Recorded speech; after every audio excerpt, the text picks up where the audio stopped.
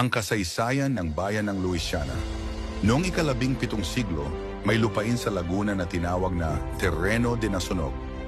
Noong year 1678, nahati ito sa tatlong bahagi: Nasunog de Lucban, Nasunog de Cavinti, at Nasunog de Mahayhay.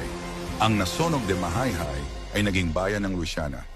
Noong Abril 3 year 1854, nakuha ng Nasunog ang kalayaan pang-eklesyastiko mula sa Gobernador General Marquez de Novaliches at Arsobispo ng Maynila.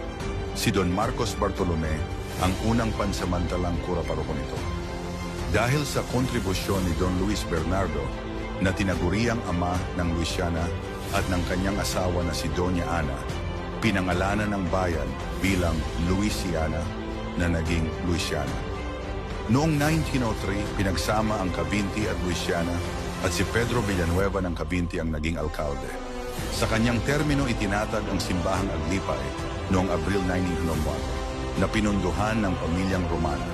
Noong 1907, humiwalay ang Cavinti mula sa Luisiana at naging Malayang Bayan. Noong 1948, nakuha ng Visita de Luisiana ang kalayaan sibil mula sa Mahayhay. Maraming salamat po sa panunood. Follow me for more.